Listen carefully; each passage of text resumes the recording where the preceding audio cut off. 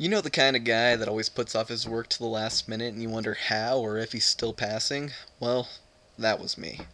My name is Chris. I was born a while ago, more specifically 20 years ago, and surprisingly enough, that's not the interesting bit. Here's the interesting bit. I can't smell. Alright, I lied. That's not the interesting bit, but what led me to lose my sense of smell is the good bit. When I was about 5 years old, it was a cold Thanksgiving night and it was getting late. It was a family thing, and I was with my mom. It was her time, and Paul, my stepdad at the time, had had a few too many drinks. I didn't know this though, because I was 5, but apparently none of my relatives either cared too.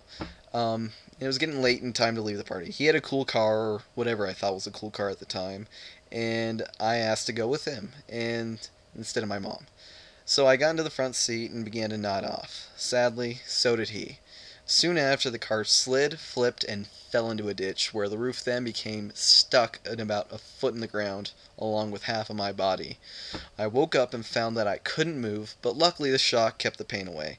Not that that's really what I was worrying about, but whatever. Eventually, police and ambulances were surrounding the car and they were able to get me free. Um, I was actually put into the ambulance, and I remember telling someone, probably one of the medics, that I could take my shirt off, and they didn't have to cut it off. But little did I know, I had just received severe brain trauma and was bleeding intensely out of my head. Um, I needed about 36 stitches in my head, and I had to go to tons of different therapies. But luckily, I made it out alive, as you can see. And that's about the last interesting thing about me. Alright, so anyway, now that I'm going to be known as the kid who almost died, I might as well tell you a couple other things too. I love all kinds of music, except rap and country.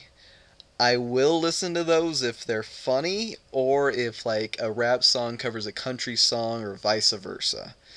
Another one of my favorite things are stories. I love them. The more complicated or intertwined a story is, the more engrossed I become with it. And when I say engrossed, I mean intensely obsessed with the story. And it's not just books though I love books, but any form of story can come in, which is infinite. That may be one of my problems. If I find something that I find interesting, I will do everything in my power to immerse myself in that world. I will find every story, every word that has anything to do with it, and I will spend hours upon hours just reading and watching that world unfold in front of me. And then finally, really, I'm just this guy.